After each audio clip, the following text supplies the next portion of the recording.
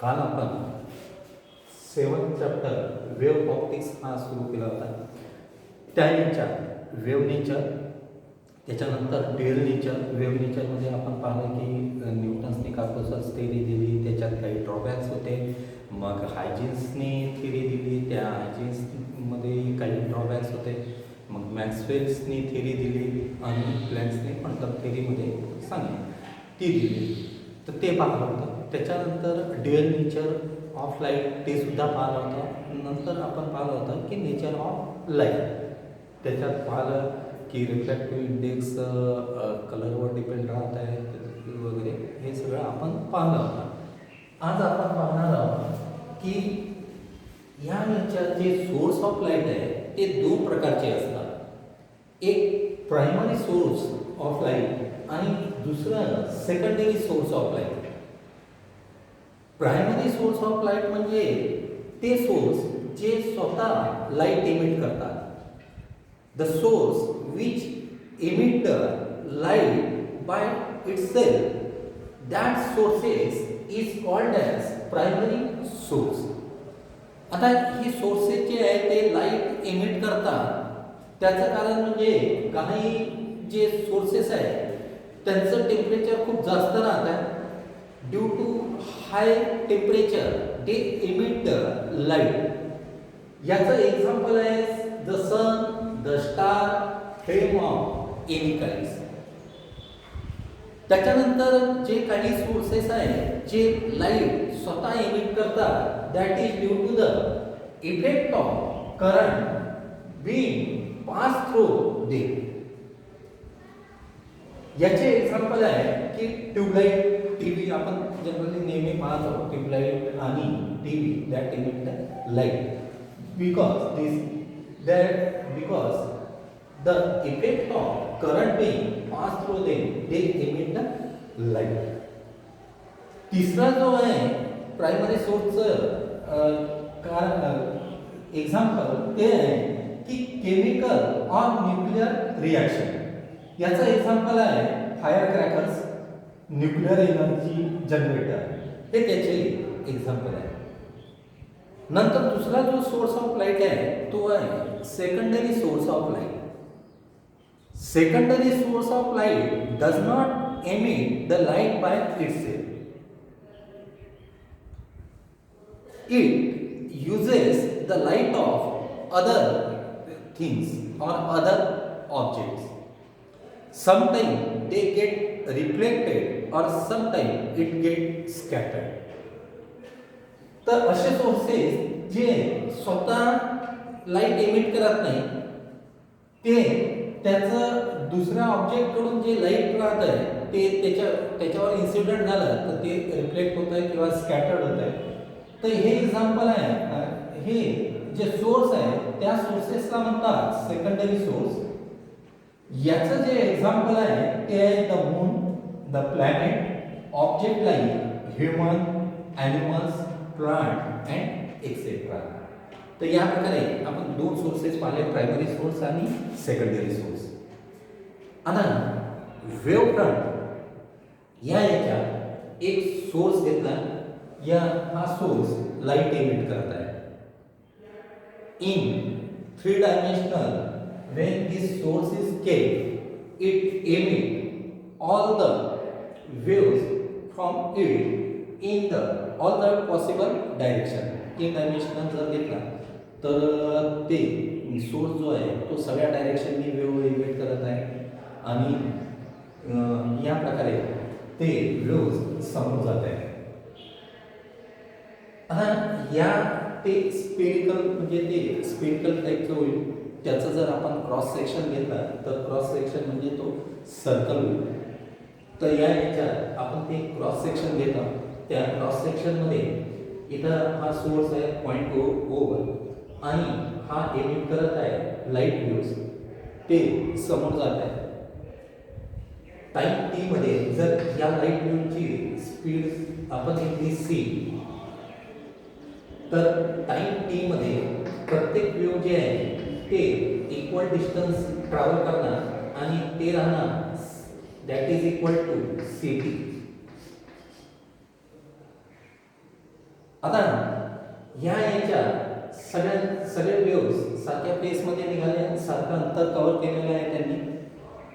आता याच्यावर over centre घेतला आणि सीटीएसला रेडियस घेऊन जर आपण हा सर्कल जर काढला तर दिस इज एक वेव्हफ्रंट. हा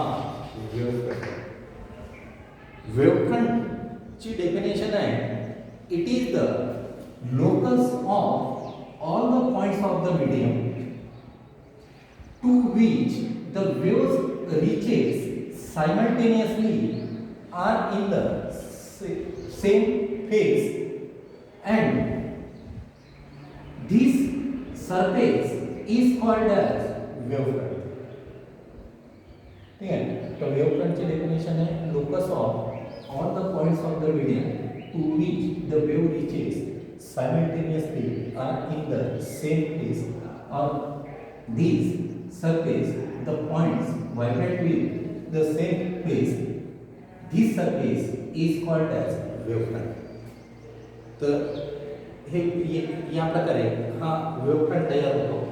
आणि जसं जसं हे वेव्स समोर जातात तर ते पुन्हा वेव्हफ्रंट तयार होत जातात. वेव्हफ्रंट जे आहे ते 3 प्रकारचे आहेत. एक आहे स्पेरिकल वेव्हफ्रंट. स्पेरिकल वेव्हफ्रंट आपण हा क्रॉस सेक्शन घेतला होता, स्फिअरचा क्रॉस सेक्शन घेतला होता. इथे जो वेव्हफ्रंट तयार होत आहे तो आहे स्पेरिकल वेव्हफ्रंट. जर आपण लिनियर जर सोर्स जर घेतला, एक्झाम्पल ट्यूबलाइट वगैरे घेतला, तर इथं जो वेव्हफ्रंट तयार होतो तो राहतो सिलेंड्रिकल वेव्हफ्रंट. सिलेंड्रिकल वेव्हफ्रंट. स्पेरिकल वेव्हफ्रंट मध्ये जो सोर्स आहे तो पॉइंट सोर्स राहतो.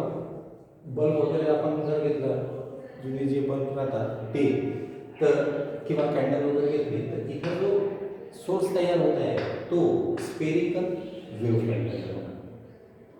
त्याच्यानंतर जर आपण याला खूप दूर जर पाहिला आणि याचा जर स्मॉल जर पार्ट घेतला, small part of the spherical wavefront at a large distance from the source as act as a plane wavefront. This act as a plane wavefront. हाँ, plane wavefront है. तर याच्यात 3 प्रकार वेव्हफ्रंट आहे. एक आहे स्पेरिकल वेव्हफ्रंट, दुसरा आहे सिलेंड्रिकल वेव्हफ्रंट आणि तिसरा आहे प्लेन वेव्हफ्रंट. इथून एक आपण परपेंडिकुलर लाइन जर काढली, a perpendicular drawn to the surface of the wavefront in the direction of propagation of the waves is called as wave normal. याला म्हणतात वेव नॉर्मल. तर ही वेव नॉर्मल. त्याच्यानंतर तर 3 प्रकारचे वेव्हफ्रंट आहे. एक स्पेरिकल आहे, दुसरा सिलेंड्रिकल आहे आणि तिसरा प्लेन आहे. त्याच्यानंतर हायजिन्सने प्रिन्सिपल दिलेला होता. या हायजिन्स प्रिन्सिपलमध्ये त्यांनी सांगितलं की every point on the wavefront, प्रत्येक पॉइंट जे वेव्हफ्रंट्स आहे, act as a secondary source, emit the secondary waves. या प्रकारे प्रत्येक पॉइंट सेकंडरी सोर्स म्हणून ऍक्ट होतो आणि त्याच्यातून सेकंडरी वेव्स बाहेर येतात.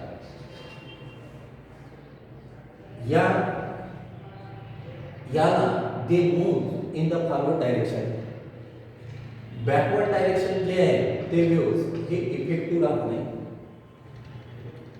The envelope drawn to all these waves gives the new wavefront. It gives the new wavefront. तर हायजिन्स प्रिन्सिपलमध्ये त्यांनी सांगितलं की every point of the wavefront act as a secondary source, emit the secondary wavelet, they travel in the forward direction. backward direction is ineffective. The envelope drawn to all these secondary waves at a given time represent the new wave front at that time.